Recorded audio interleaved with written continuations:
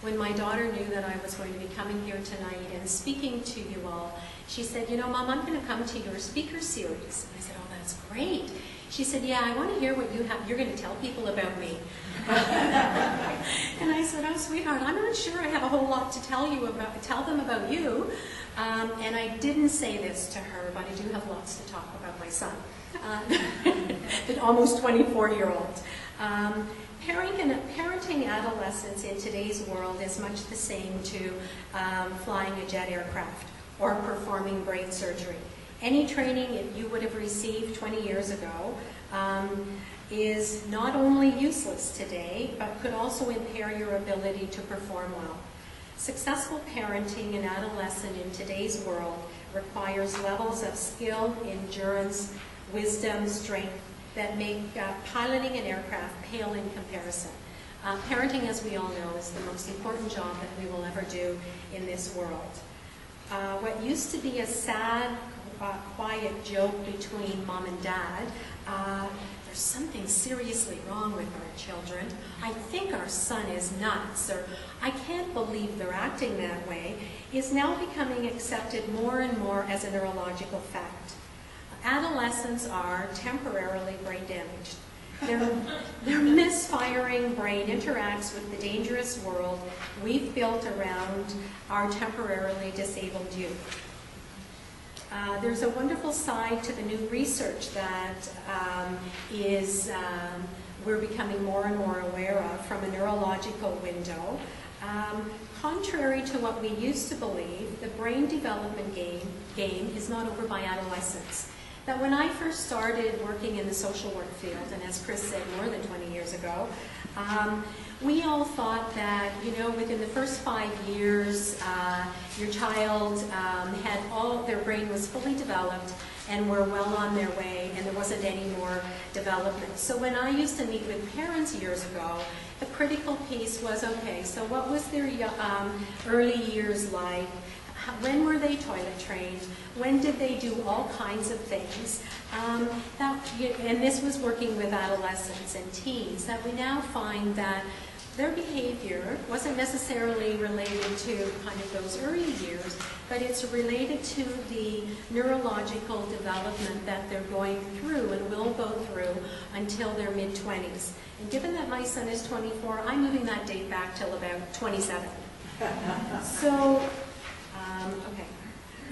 society has typically been really harsh on us as parents.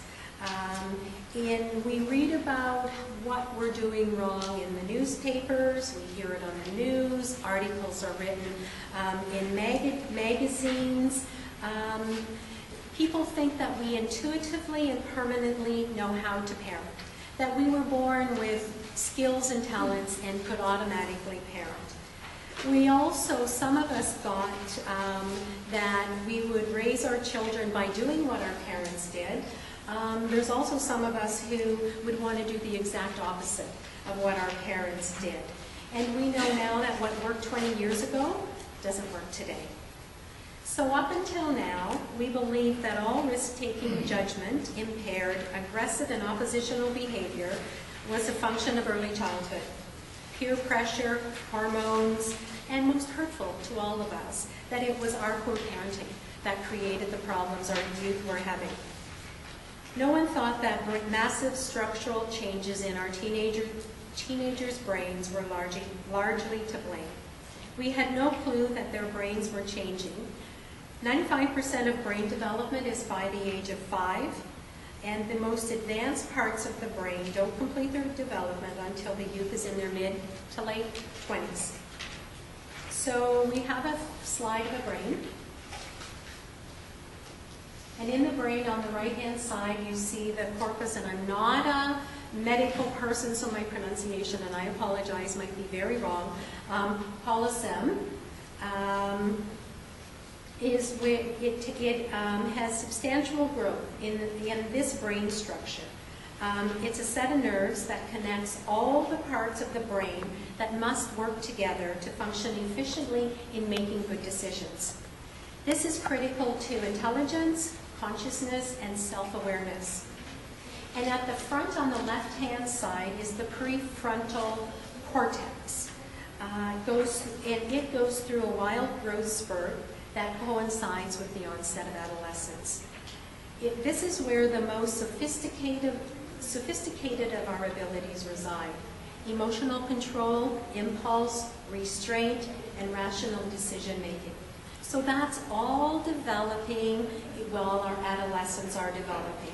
And when we struggle with issues with our youth in terms of adolescence, what is it? Emotional, impulsivity, restraint, rational decision making. We often sit down with them and say, like, why did you do that? Why did you take your dad's car out? This didn't really happen to me.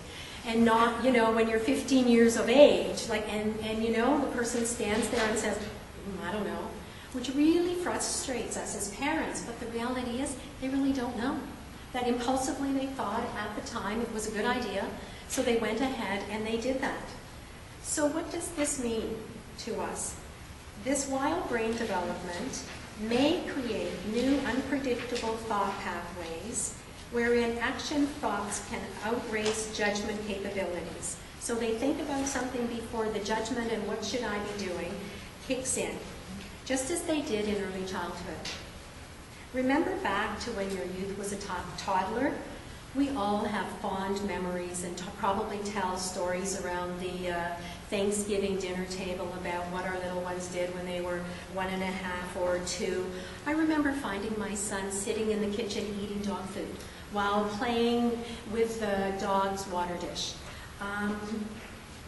As a teen, he and his friends, and this really did happen, were in the backyard, and we live in a neighborhood where the houses are all really close together, and we have lots of little rocks around the gardens in our backyard.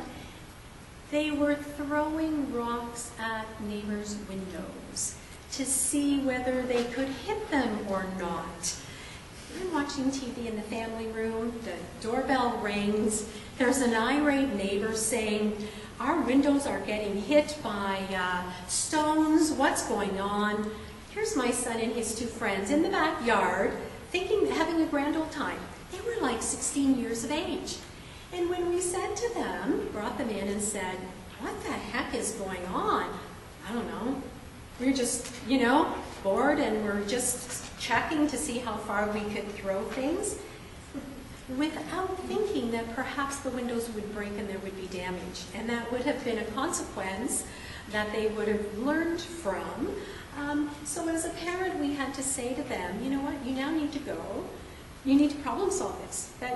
It's not only this neighbor you need to apologize to, but you've got like a half a dozen neighbors that you now have to go and apologize to, which they did. They went to each and every neighborhood and said, hey, we were throwing rocks at your house, and let us know if there was any damage. And then they were trying, fortunately there wasn't. They would have had to figure out how to pay for the damage they would have done. Teens may be neurologically handicapped in recognizing and processing social emotions such as anger and fear. These behaviors are not character flaws or signs of an evil nature. In adolescent children, the maddening behavior is just the result of mixed-up wiring that will straighten out in time with support, love, consistency, rules, and guidelines set by us as parents. And we were all teenagers once. We all went through this. And if we all thought about it for a moment, we would come up with the choices that we made when we were teenagers that we would never ever make as an adult. And I remember, anybody from senior management here?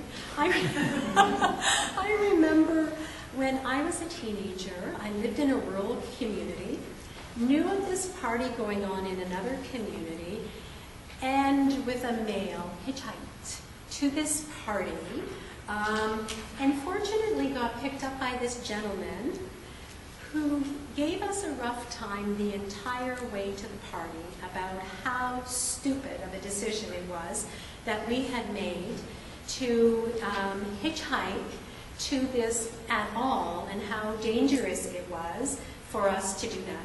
We never thought of it. We thought, okay, there's a party, Our friends are going to be there. We want to be there as well. Needless to say, we got a ride back home. Phoned my parents and said I'm at this party, and they very quickly came and escorted us home. And probably didn't handle my consequences. I think were like a month or 2 months of grounding. Plus it was a very noisy ride home in terms of how displeased they were. So I think, you know, if everyone in the room stood up and said, oh yeah, I did this or I did that, we would all come up with ideas, things we did, that we would think we would never ever do, and where did that ever come from? In looking at being a teenager, an overview of where our youth are today, we have come to view adolescents as if they were adults. So for a lot of years, we treated our adolescents as if they were adults and not children. From the youth's perspective, this wish is nothing new. Teenagers of all generations have lobbied for adult privileges, from the swaggering assurances that they can handle it. The fact is they can't. And they know if they cannot handle the dangerous pressures confronting them, they know they can't without our structure. Yet they will go to war over imposed parental structure, so that when we tell them what they can or cannot do, they will demand that, yes, I can do what I say I can do. For the most part, youth of today are pretty much the same as we were when we were growing up. The world around them is very, very different than when I was growing up. They're living in a world dripping with sex, drugs, and violence. And the one story I can tell about my daughter is my daughter used to be great. A friend, she's this quiet, shy. I still think of her as a little girl, even though she's 19, almost 20. And a friend would phone up and say, oh, can you come over for a sleepover? Or we're going to the mall. Or can you come and join us for a party? And she would say, just a minute, and she would get off the phone, hold it in her hand and say, Mom, can I go to that party with my friends? And I would say, no, actually, not tonight. You know, we have family commitments or whatever. And she wouldn't go to the party. But she was the one that was saying, I don't want to go to that party. I don't feel comfortable or whatever. And was giving me a loud, clear message as to her not wanting to go to the party. Alcohol is the drug that we least think about when we think of our teens. And teens are more likely to die from booze than from marijuana, heroin, cocaine, or any of the hallucinogens combined. Society typically doesn't admit that alcohol really is a drug, let alone an extremely dangerous one. It factors into more than 40% of this nation's homicides, suicides, and driving fatalities. How many of you know a youth that's been involved in a motor vehicle accident or, God forbid, has been seriously injured or passed on because alcohol was involved in the motor vehicle accident? There's quite a few of us that have come in contact with, or even by reading it in the newspaper, know that alcohol is really dangerous. And 1 out of 4 of our kids know about, have grown up with alcoholism, and certainly know about alcoholism. And when we look on, move on to the New-Millennium Drugs, marijuana potency has increased radically. When I was in high school, and this is dating me more than 20 years, Chris, marijuana was just coming into being. And I remember a girl in my class saying to me at lunchtime, oh, you want to go home and let's smoke some weed? And the one thing, well, a number of things stopping me. One of the hugest things stopping me was, if I do that, and if I get in trouble, my parents are going to kill me. That they're going to be so angry with me. That was one of the things that really stopped me from doing a whole lot of things, except for hitchhiking. Heroin purity rates have increased by factors 4 to 9. Drugs are way cheaper now than they were in the 70s. And the drugs that you knew that back then, or could have known, that were 10 milligrams, could be 90 milligrams now. They work much better and they cause more damage. The other area of concern for us as parents with our children is sex. Too much, and too soon equals too late. Youth at an earlier and earlier age, and we know that girls are maturing much sooner, that it's not uncommon for girls to start their menstruation cycle at 9 or 10. So there's new and powerful hormone rushes. There's the pure acceptance needs. They rebel. There's a curiosity. For girls, it's a desire to please. For boys, it's a desire to dominate. Society has presented our kids with a world that has acculturated sex at an unprecedented level. We just have to turn on our TV, and in almost every show that you watch, there's some form of sex. I was watching TV on a Friday night, and about 9 o'clock I was flipping to find out what was on, and came across soft porn. That at 9 o'clock at night, I couldn't believe it. I thought, there are a lot of young girls and boys that are up on a Friday night watching TV, could be in the family room, rec room, or could be in their bedroom watching it alone, and could be watching soft porn. Teens don't have the neurological tools to make good decisions about such things. And the other part of we need to be concerned about is what I call the rock and roll. The news media seems to portray the adolescent world as one of nonstop violence.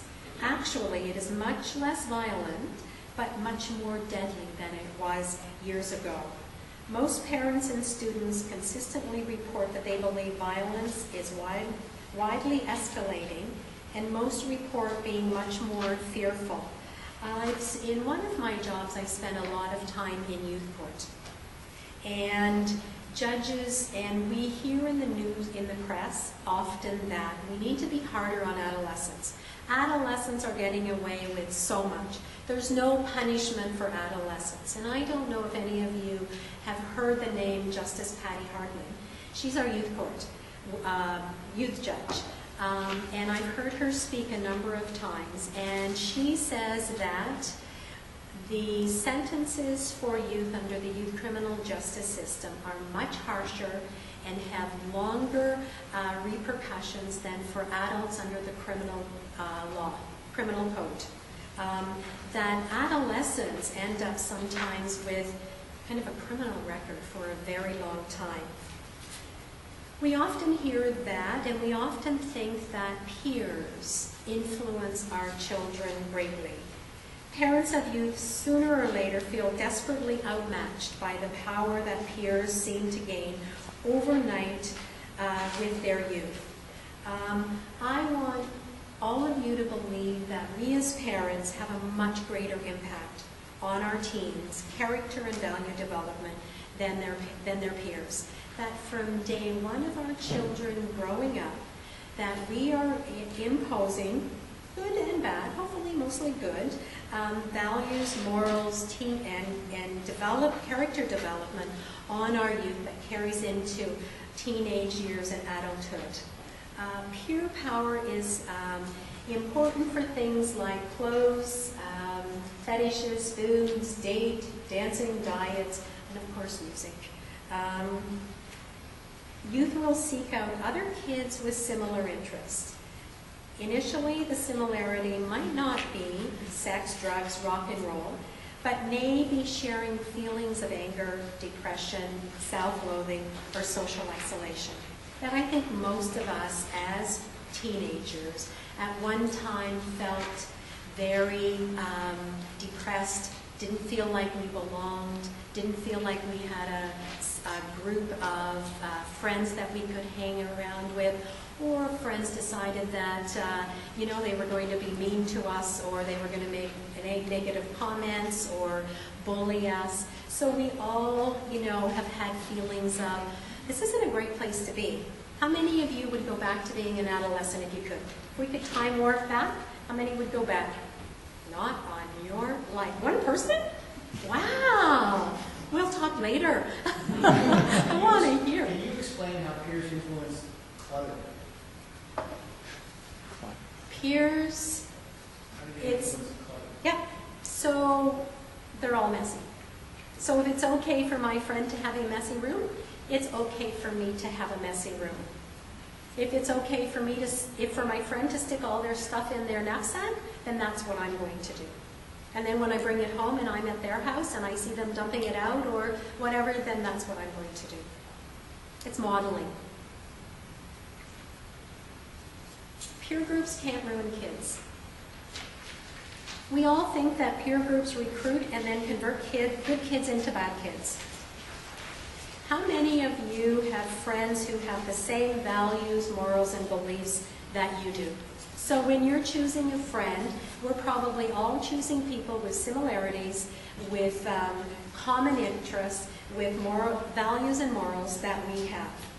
Most peers are similar. They choose peers who have similar interests, live on their street, in the same class, play soccer together. So here's a question for you. What is it that peers pressure each other to do? Is it A, drug use, B, having sex, C, skipping school, or D, striving for academic goals? Anyone want to hazard a guess? It's D, that peers encourage their peers to strive for academic goals. That I've worked a lot with youth in conversations that I have overheard or been part of. They all want each other to do well in school and to do well in life. Your values are the most important, are most powerful to your child. They may question or challenge them, but in the long run, they will have the same values as you do. They will dabble in testing constraint values, but you need to maintain a loving, respect-based relationship. And I think that's that pendulum swinging, that as a teenager, and we want our teenagers to come to a point where they're thinking for themselves, where they're looking at, what is it that, how do I want to be? And my son, from the age of, and many people may relate to this, kind of from the age of 13, decided that we as parents were stupid. We knew nothing about anything. Any conversation we ever had, he was the authority on whatever the conversation was. And my daughter, through the adolescent years, was this emotional roller coaster. You never quite knew what you were going to get when you sat down for dinner or breakfast. We were looking at her, we were chewing our food too loud, we had a weird look on our face that we would, kind of, and this sounds really horrible, but if she was at a friend's for dinner, it was like, oh, okay, we know that everything is going to go well. And it wasn't just with her brother that she did that, it was with her parents as well. So the parents' role in helping youth become successful adults, we become the therapists. That, when you go to counseling or when you talk to somebody or when you process things with your spouse or whatever, the hard work is done by parents. That if you go and sit with a social worker or whatever, the therapy doesn't happen in that hour. The therapy happens when you go home and you talk about things and you have different expectations of your peers or of your youth at home. Parental influence, both good and bad, is enormous on adolescents. You're developing a relationship with your teen in which you can speak to them as young adults.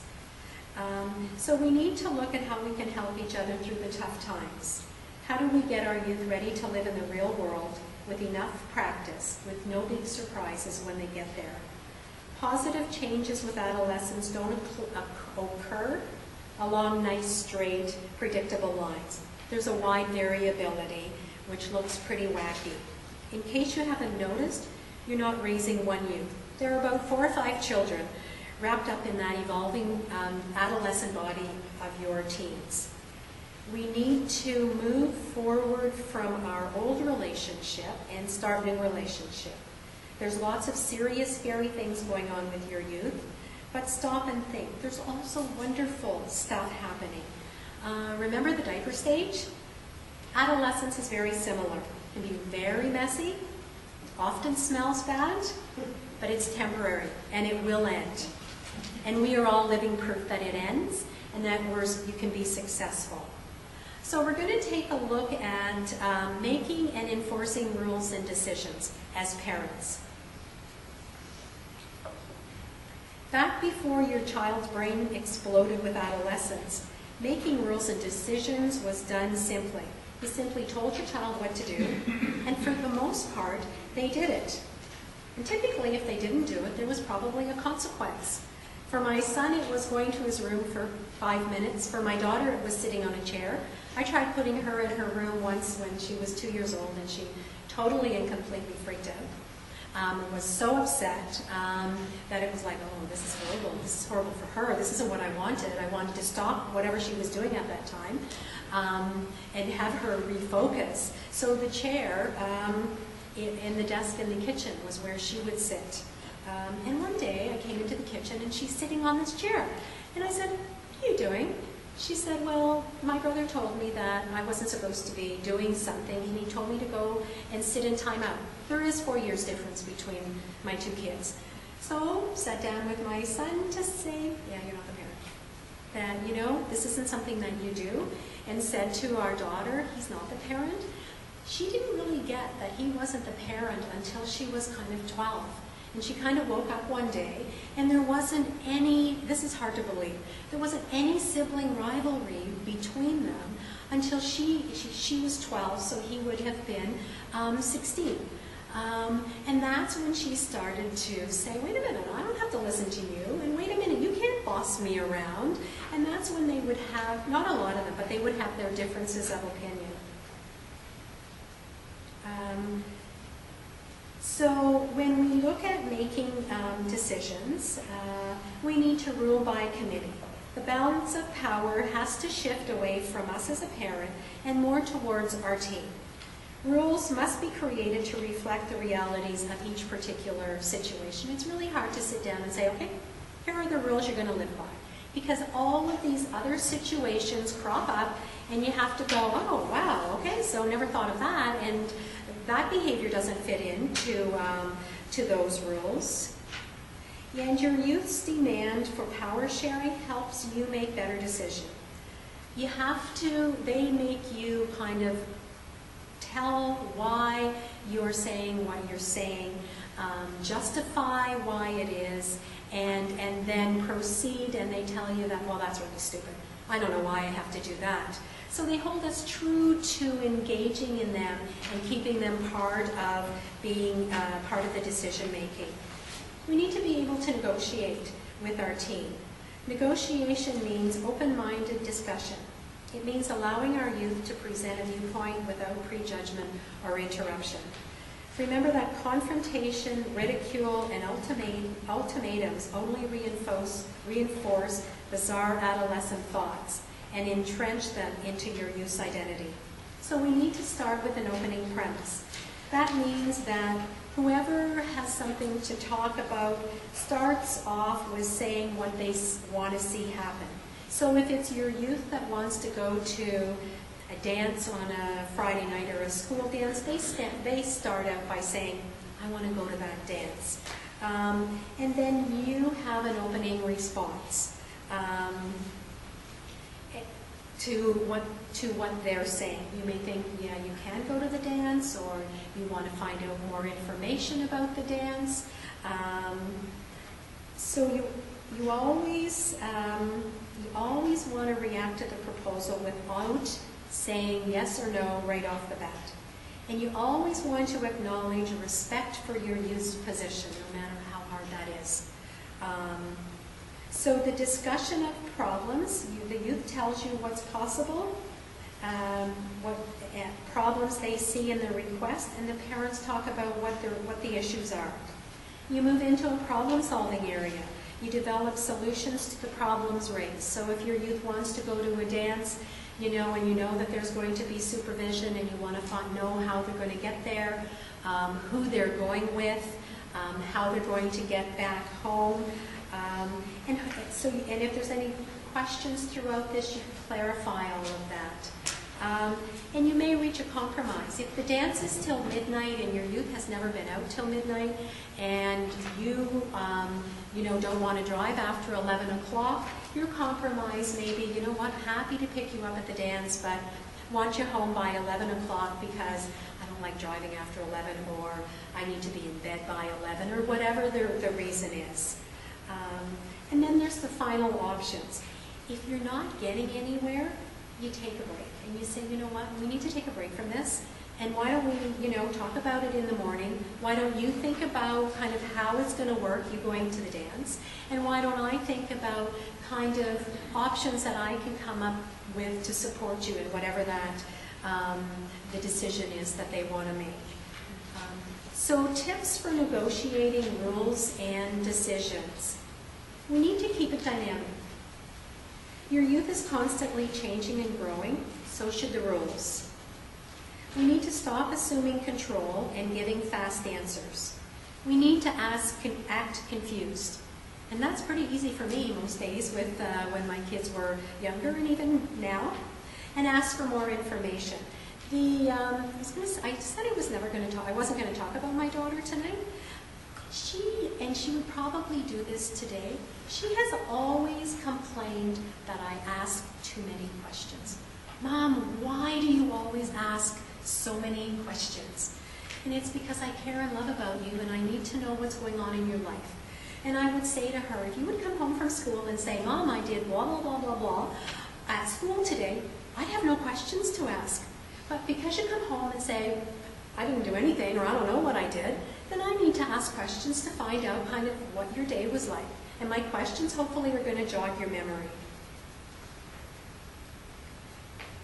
We need to rack our brain to come up with multiple choices. So when we're providing options, we need to come up with as many options as we can come up with in terms of negotiating rules and decisions.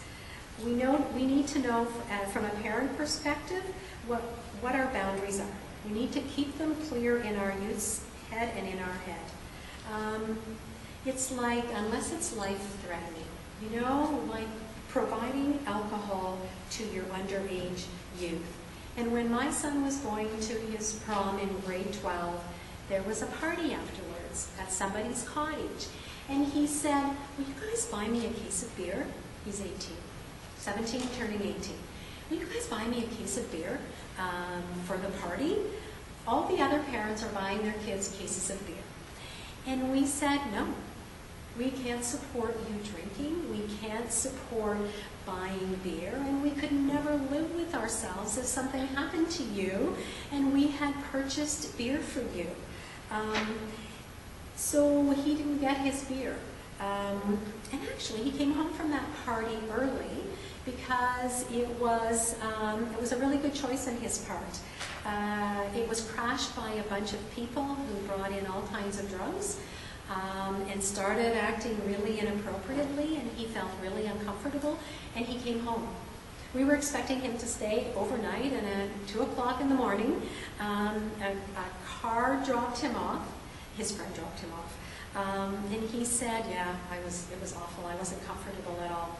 So we reinforced, what a great decision that he made in terms of coming home and choosing not to, stay at a party where he didn't feel safe and other youth were not making good decisions. Never disclose your enforcement options. Be clear and know your limits. Don't talk about consequences in advance of the crime.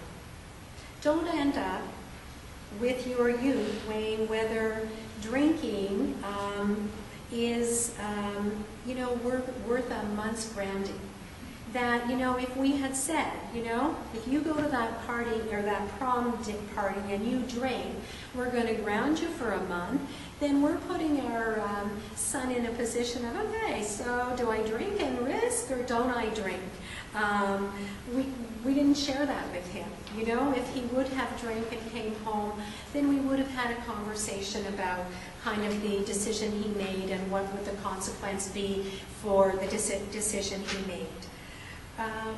Properly handled failures can be wonderful ways of building decision-making skills. We know from research that parents who maintain a relatively low number of consistent, reasonable rules that are formed in discussions with their youth have youth with high levels of self-worth, self-control, and moral, ethical values. And my kids used to get really tired of family meetings or meetings with them in terms of the behavior. We talked about everything to death. And just a side note about that, my son was having issues in his relationship with his girlfriend. Mother's Day, he comes and he says, Mom, I want to go to a flea market with you. On the way to the flea market, he said, Mom, I'm having problems in my relationship with my girlfriend. And you know, I helped him process that. It would have been really easy for me to say, you know what, dump her. You know, she's got all these flaws. You know, move on. You know, there's another girl. There's tons of girls. I didn't do any of that. It was sort of like, what do you want? You know, do you love her? What is it that you want? And I said to him at one point, you know, maybe the two of you need to go to counseling. He said, what? And I said, yeah, maybe you need to sit down with a counselor. And maybe you need to sort out that his girlfriend thought he should spend every waking moment with her. And he's a pretty active kid, and he does soccer and skateboarding and plays music, and he wanted to do that. So the concern was, if you're doing all these other things, then you love those things more than you love me. So we just processed that in terms of, like, is there any movement here? Is there anything that you can do? And is there anything that she can do? And left it up to him. It's hard slugging, you know, because you are helping him, it's adult to adult, right? And you're helping him process the relationship and what is it that's really important to him. And he's the one that has to make the decision. It's his relationship. Long story short, they're still together, much happier, and they never did go to counseling yet. There is a great limits paradox. Your kids are going to I'll hate you if you limit me, and I'll hate you if you don't limit me. As parents, we often get confused and exhausted by this paradox. Some of us have left our youth at home unsupervised when they really needed supervision. And when my son was 12, my daughter was doing gymnastics. And I had to go and pick her up from gymnastics. And I said to my son, we need to go and pick up your sister. I'm 12 years old, can't I stay at home? And I said, yeah, okay, my cell phone's on, you can stay at home. You know, what are you going to do? Went over, what are you going to do if, you know, you're concerned? What are you going to do if the telephone rings? What are you going to do if the doorbell rings? What are you going to do while I'm gone? I'm just going to watch TV. Okay, so his father gets home before I do. And I get a phone call on my cell phone before I get home. I hadn't left a gymnastics club. My son had played with fire while he was at home alone. He had burnt a hole, fortunately only a hole, in the kitchen floor by playing with fire. He's 12 years old. And so when I get home, he's upset, there's something wrong with me, look at what I've done, how could I do that, that was so stupid, I think I need help. And we sat down and we processed it with him. That's that brain-changing stuff starting to go on. That's what I'm accounting it to. And talk to him about, you know, look at this damage you've done, and how are you going to pay for that? That, you know, you risked the house, he knew that. He knew all of that. He was able to say, this was stupid for all of these reasons. And we as parents said, you know what, you need to go to fire prevention. You need to go to the fire prevention group with the fire department, because we want to make sure that you know and you can make good choices, and you need to hear it from somebody besides us. And that's kind of the last time that we've ever had a problem with him. One of the big things that we face with our youth are trust issues. Trust is another one of those words that from day one we preach to our youth. Over the years they hear so much that many youth don't have any ideas what it means.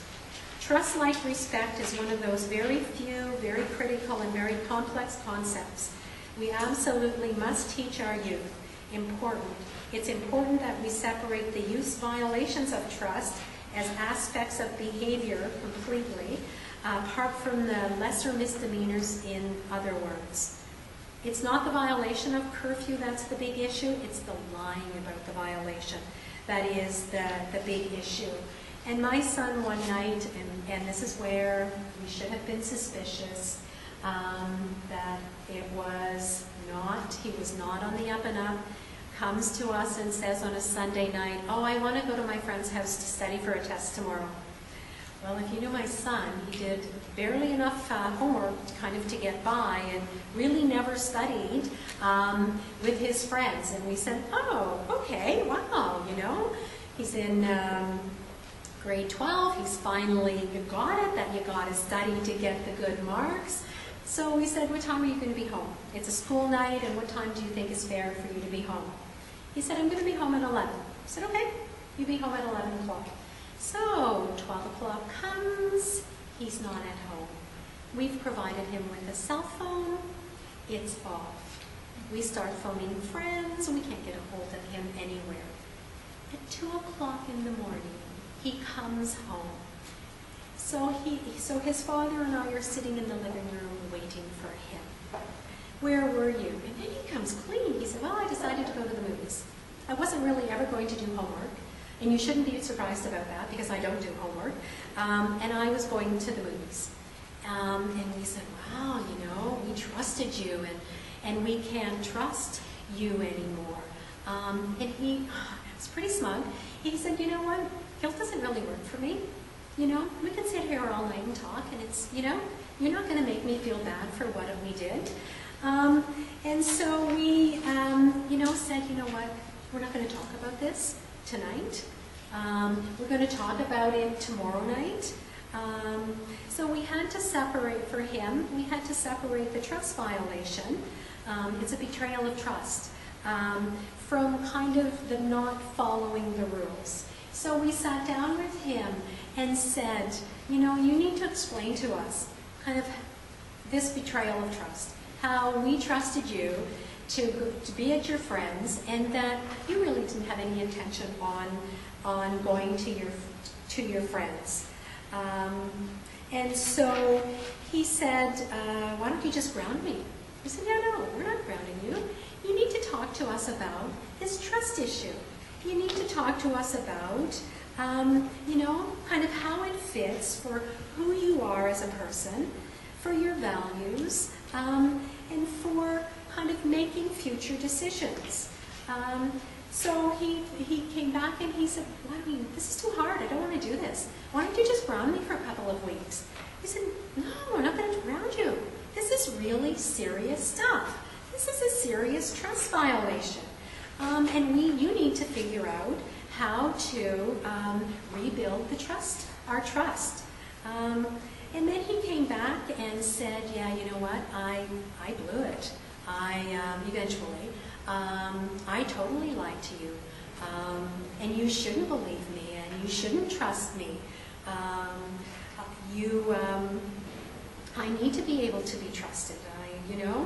I get the car from you, and you let me use the car, and how can you let me use the car if you don't trust me?" And he was able to talk about kind of why it was important for us to trust. He was able to be honest. And so then he said, "So how long are you going to ground me for?" And we said, We're not grounding you. We wanted you to understand the trust piece. And we're not, and that you understand the trust piece, and so, that's all we need. And from this day forward, we're going to use that to move forward in terms of trusting you. I'm aware of the time. I'm going to speed it up. We know about punishments and consequences, and we hear about, in terms of parenting, punishments and consequences. Punishments are, if you neglect a chore, then I'm going to humiliate you in front of your friends. If you come home late, then I'm going to take away your guitar. The intent is to hurt our youth by punishing them. Consequences are designed to encourage other related behavior to eventually take place of the undesired action. It's slow, it's complex, it's time-consuming. But it's a wonderful way to help shape our youth's identity for the rest of their life. It's designed to teach, build maturity, form identity, not just stop the behavior. The most critical goal for a consequence is for your youth to learn what to do versus what not to do. So the consequence process looks like this. We need to engage our youth in the process. If we're angry, not the time to deal with the situation. We need to take time to come up with a consequence. Like people who go to court, they often are convicted and then they come back for sentencing. If you have an issue, if you issue a consequence on the spot, you will either be stuck with poor consequences that you'll have to live with, or you will end up rescinding your decision, having to go back and take it away. You need to not personalize the behavior. Jumping in with a formal consequence for a minor one-shot event can be counterproductive. We need to always provide light at the end of any tunnel you construct. Set a time frame. Don't focus on the consequence. Focus on the road to freedom. When my daughter was graduating from grade 8, she had a friend. And she comes home and she goes, "Mom, my friend can't go to the graduation dance." And I said, "What do you mean she can't go to the graduation dance?" "Yeah, she's been grounded for a month." And I said, "Well, it's like, what did she do? Did she really hurt somebody, or did she do something really bad?" "No, she didn't clean her room. And her parents said that she can't go to the dance." I thought, oh my goodness, they've got themselves in quite the predicament. So the parents ended up having to withdraw that consequence.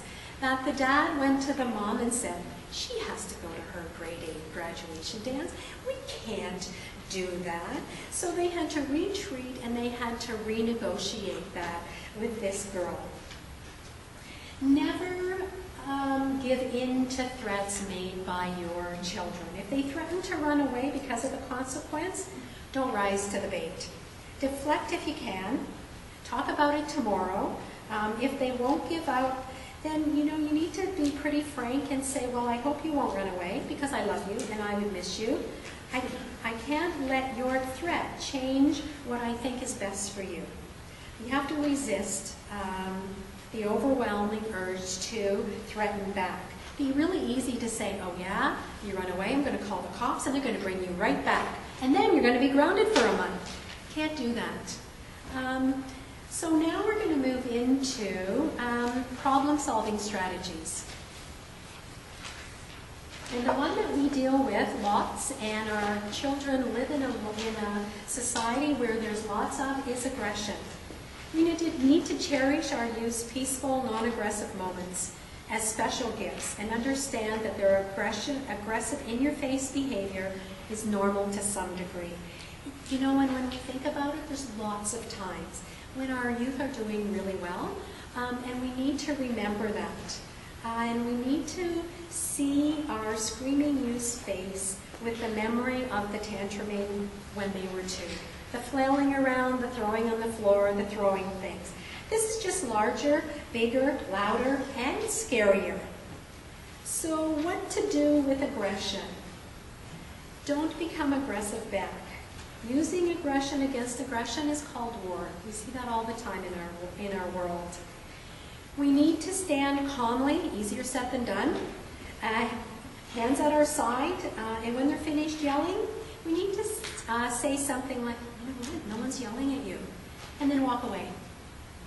And the reason we walk away is if you stay and verbally slug it out, you're telling your youth that you approve of their method of problem solving. Walking away tells your youth that you don't approve and that they have to come up with a better approach. Leaving the room also gives your youth a break to get their behavior under control. Also gives you as a parent time to take a deep breath and reflect on what has just happened.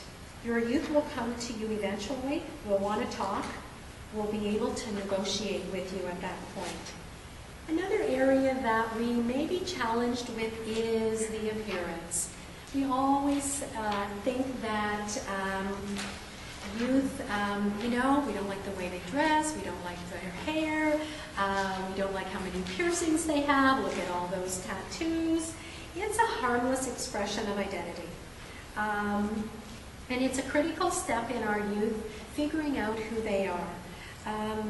Fighting over appearance gives our youth an excuse to get even crazier than they may. My son was going for a job interview a number of years ago, and I was picking him up to take him for the job interview. And his father had said to him, "So do you have the clothes you need to wear for the job interview?" "Oh, yeah, I have the clothes to wear." So his interview is at 11 o'clock. It's in Guelph. I say to him, "I'm picking you up at 10:15 to take you to the job interview." Yeah, no problem, I'll be ready. 10 o'clock I phone him and I say, "Okay, it's 10 o'clock, I'm going to be there in 15 minutes. Yeah, I'm going to be ready, no problem." 10 after 10, I'm in his driveway and I say, "Okay, I'm here to pick you up." Yeah, I'll be out in a minute. I'm just brushing my teeth."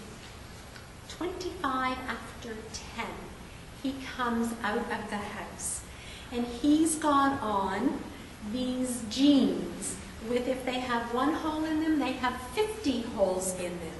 This baggy old t-shirt and this hat, like a winter toque, and it is May, I think. I'm thinking, oh my goodness, he's going for a job interview. He's never going to get this job. So he gets in the car and I say, "Oh, you're all ready for the interview?" "Oh yeah, I'm all ready for the interview." And I said, "You do know that your interview is at 11 o'clock and we have a good half hour to get there." Yeah, I know. So the clock in my car is 10 minutes fast, which he doesn't know about. So it's 10 to 11 on my car, and we're nowhere near Guelph. It's really 20 to 11, and he's going, "Oh, I might be late for my interview. It's 10 to 11. I said, "Well, you know what? It does take more than a half an hour to get to Guelph." That's all I say. So we get to Guelph. He gets to the interview on time. He goes in. I'm waiting. He's being interviewed for a youth worker position at a community center. I'm waiting in the car, and these two women pull up, get out with their Tim Hortons cups, and they've got these hats pulled down. One's got a baseball cap on, and one's got a hat on, and they've got jeans and raggy t-shirts on. And I'm thinking, oh, he dressed the way he should have for that interview. I could have easily said to him, "You need to go back in and you need to change." Never made any comments. Boy, I had to bite my tongue. And he got the job because he dressed according to kind of what the interview was. I was using my judgment all over the place in terms of what he should or shouldn't be wearing. And he got the job because he was going to be working with youth and children. He needs to be able to relate to them. And most of the youth and children would be able to relate to him given the manner, one way, the manner in which he was dressed. Another issue that we all have with our youth is chores. When we set up chores for our youth, we need to try to make it voluntary. It's better if we can give them a list of all the jobs that needs to be done and ask them what's fair for them to do. And we need to pay them for their chores, dollars or privileges. And then set up a chore chart and keep track of their accomplishments. And all the money or privileges have to be earned. If chores are not done and money not earned, well, they may not be able to go to the show on a Friday night with their friends because they don't have any money. Or they may not be able to hang out with their friends because they haven't earned enough time in order to go out. And if they were to take out the garbage and you get home from work and it's not taken out, as hard as it is to do, take it out, carry on with your evening, and say nothing. Because they're not going to get the little X, they're not going to get the whatever you agreed to for them doing their chores. I'm going to move on to curfews. The first testing ground with our youth is often a curfew violation. That's a golden opportunity for us to talk about responsibilities. Curfews are a speed governor on our children's over-revving brain. It gives our youth exactly what they need to pass on joining in someone else's weird impulses, and it helps stabilize their sleep patterns, so they need to come in at a certain time. We also have to be forgiving of legitimate infrequent curfew lapses and demonstrate flexibility and reasonableness. With my daughter, she would be going out and we would say, okay, so what time are you going to come home tonight? And she would say 11 o'clock. Sometimes it was 11:15 when she came in, and we would say, okay, it's 11:15, and actually, she was really good at coming in and saying, I know, I'm late. I think she figured out how to play us as parents. But it worked for her. But it was 15 minutes, and my friend's parents, they were late getting there, and then they did this drive-through, and so I'm really sorry I'm late. So you just buy it. You just say, okay, you know, she recognizes that she's late, we know she's late, and you move on from that. Another concern that we have with our teens is screen time. That excessive and obsessive screen use is a new phenomenon that is often linked with depression, isolation, emotional immaturity, and even suicide risk.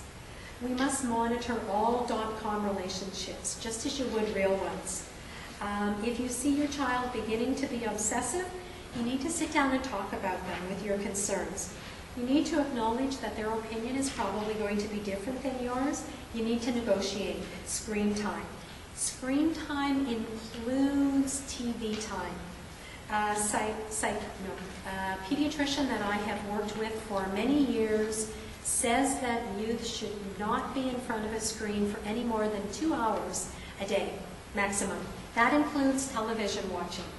So that's video games, that's MSN, and that's TV.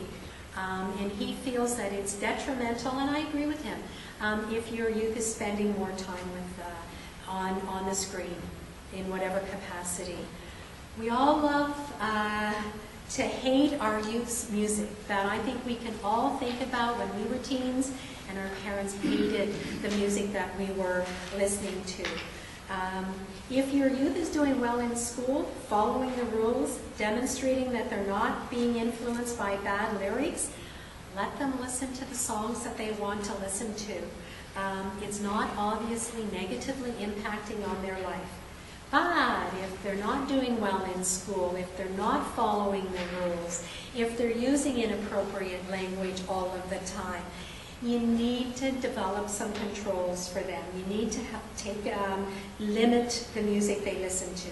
And negotiate that when they start showing an improvement, you'll sit down and discuss them being able to choose music with bad lyrics. You talk about your concerns. Use the lyrics to demonstrate that we live in a violent society. They'll carry that with them. Rather than saying, you can't listen to that CD and I'm going to tell you what CDs you can listen to, talk about why they can't listen to that CD. And we're back to peers. I started out talking a little bit about peers. We have to allow our children to choose the peers that they hang out with conditions. And we need to monitor peer choices. How do we do that? We want them in our houses. We want to be driving them places. We want them to be watching a movie together, playing a game together. We want to be listening in on their conversations. It helps helping them develop their identity so that they can make better choices. If we don't know what their peers are saying or doing, then we can support the positives and talk about the negatives. Often peers threaten us with running away. That they don't like the rules in the house, and the rules at, friends' houses look way better than at our houses, and so, I'm just going to leave. We need to stay calm. We need to determine the type of runaway. So are they going to leave and come back in a half an hour? Do you think that they're so angry they're going to be out overnight? Or do you think that they're going to be gone for a weekend? If we can't locate our youth by phoning everybody imaginable, we need to phone the police. And our youth need to know that we're going to phone the police. We also need to find our youth, and we need to respect the youth's message. Obviously, our youth is saying there are some challenges, I'm having problems, and that I don't know what to do about them. And so we need to work on them with developing strategies so that they're working on their problems. School achievement is something that we always worry about as parents. Our kids have to attend school. They have to pass. It's up to our youth to decide to strive for excellence.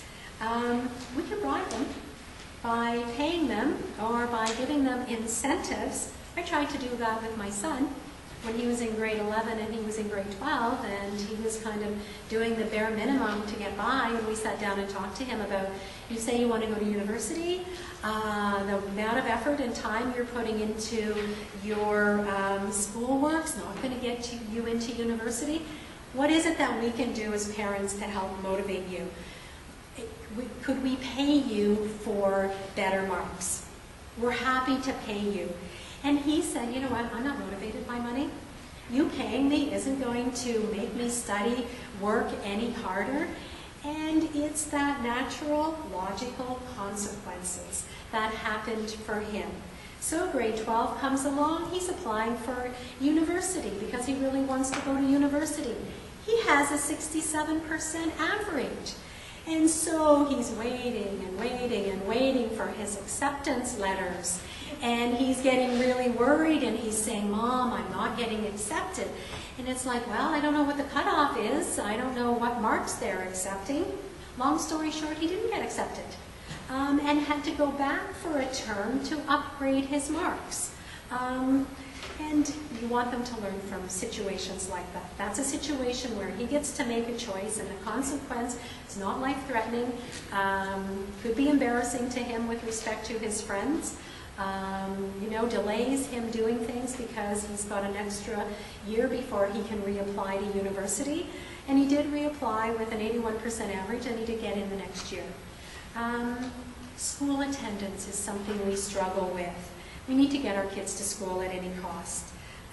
The more school days our youth miss, the more difficult it is for them to get back in. We need to discuss and negotiate kind of the course of action.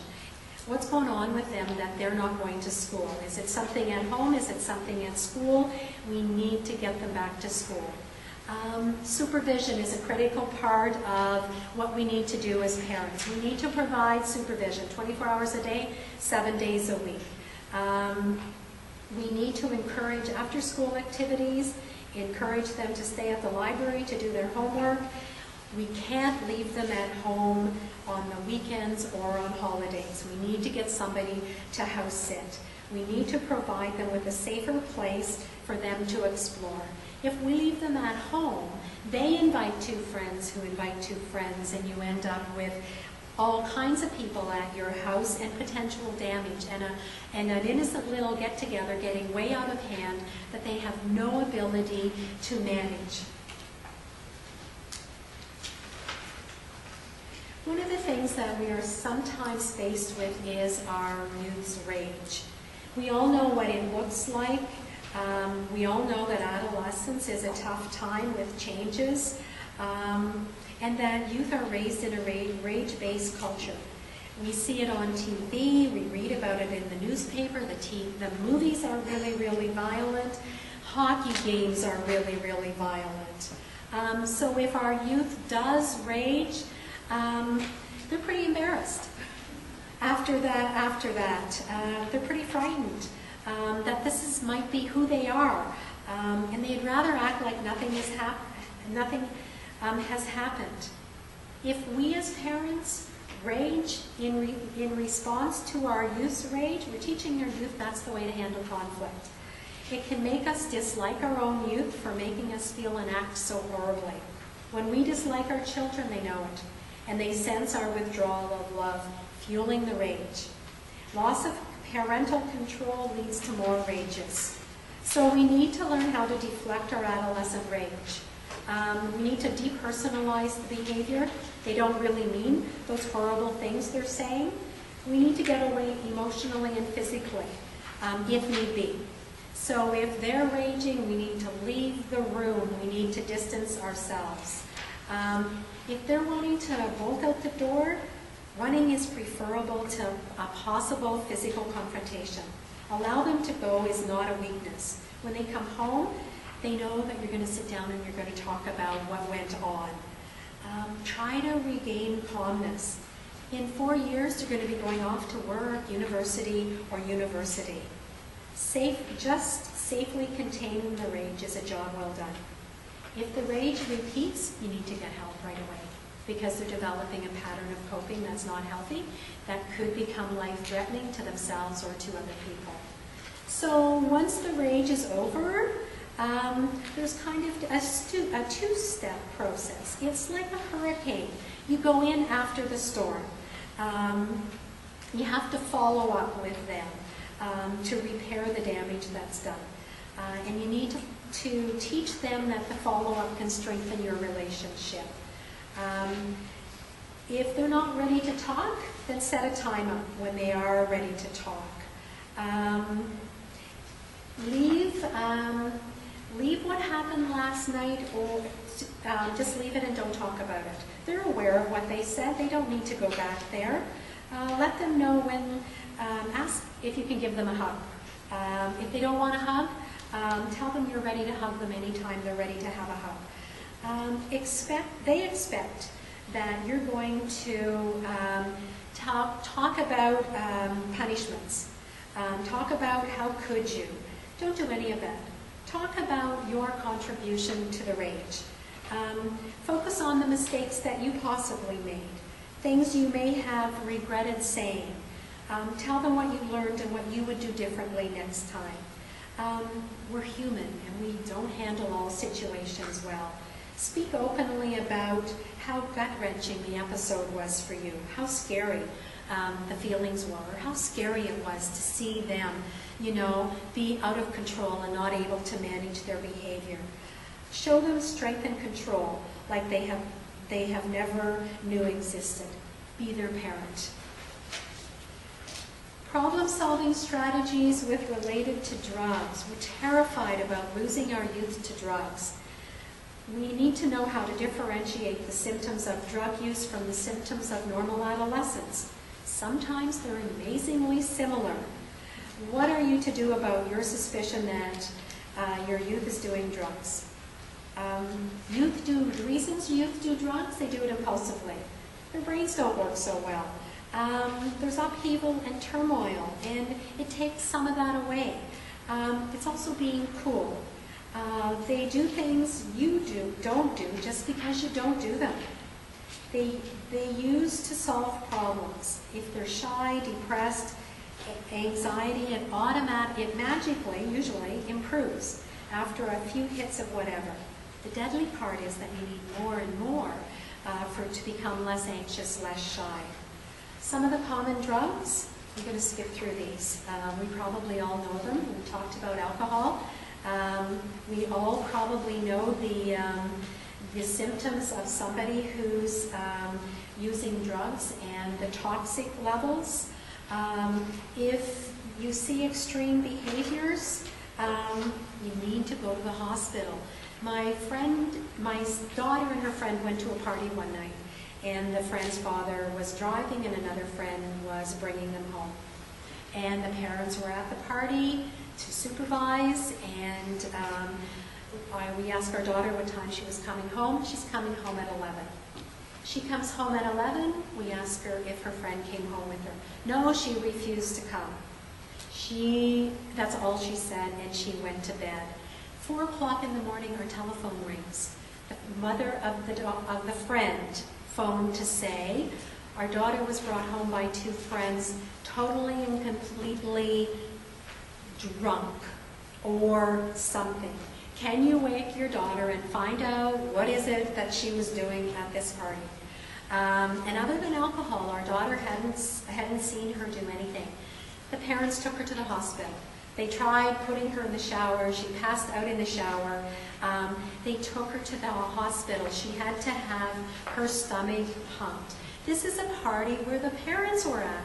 These girls were 14 years of age. The parents being at the party was the parents being upstairs and the youth being downstairs. And I don't think the parents knew that people brought alcohol into the party. And so the friend's parents called the police, called all the parents, said you need to know what's going on when this group of friends get together. They didn't want it happening to any other youth. Some of the parents were really happy with it because they had the police at their door, but they needed to know what was going on in their home. And they needed to know what risky behavior these 14-year-olds were beginning to engage in. And it's alcohol they were doing. We all have heard about amphetamines, cannabis, cocaine, which is very, very addicting. When I spent a lot of time in court, the judges were most concerned about crack cocaine. It is immediately and powerfully addicting. It gives you a high that you always want to get back to that high where you're euphoric, where you have no worries in the world. And the problem is, you really can't ever get back there. And the judges, whenever someone was on crack cocaine and they robbed a store, they did something, the judges were really, really concerned. Rehab is really long and you're really vulnerable to relapse because of it.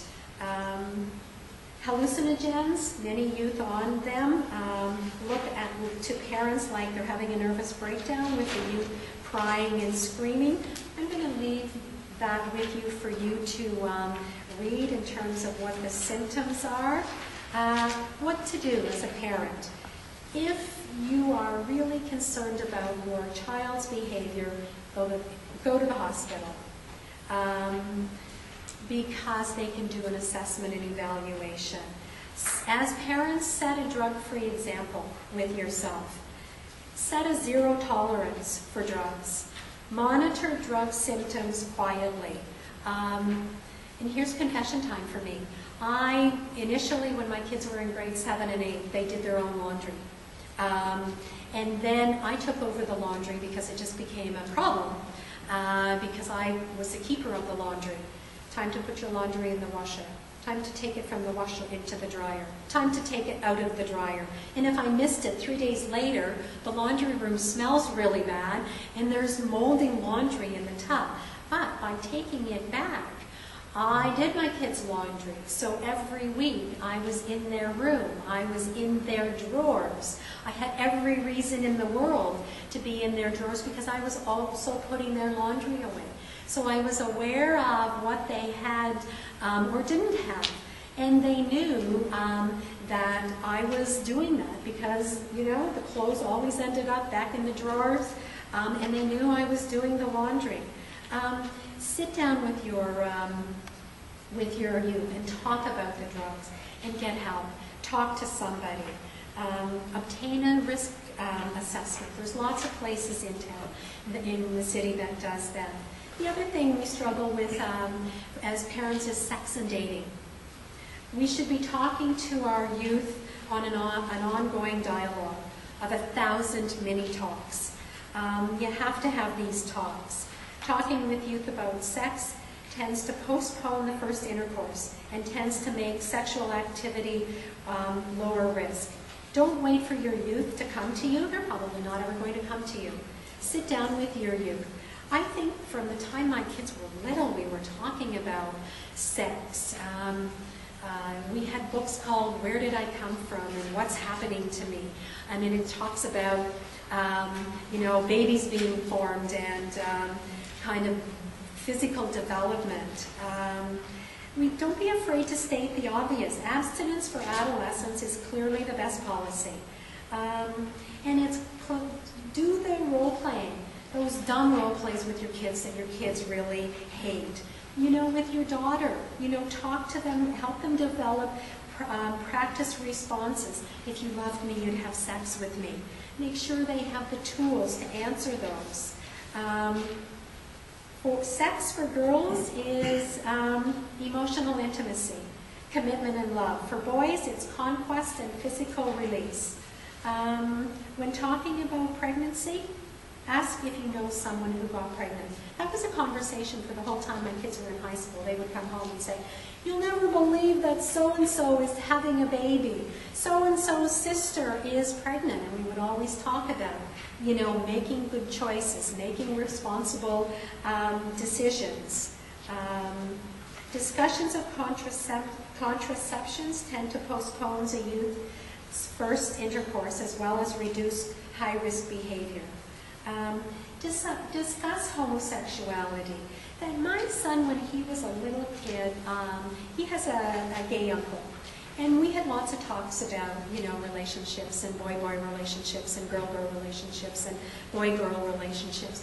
And all of a sudden, when he came in, was an adolescent and was in high school, he started making off-the-cuff comments about gays and lesbians.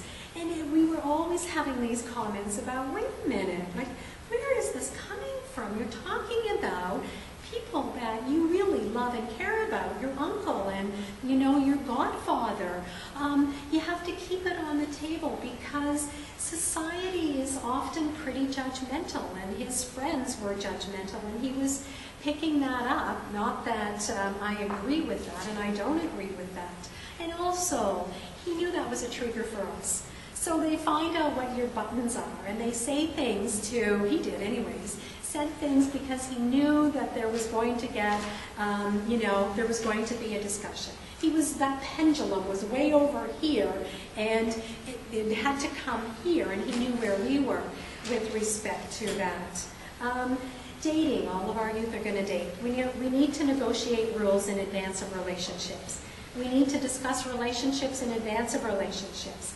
And we need to stay neutral and non-judgmental. And we need to, not laugh about our 12-year-olds with their love affairs. And after the relationship is broken up, we need to be there to talk to them and make sure that they're okay. Pregnancy, when we have these talks, we know that teen marriages and teen parenting don't work.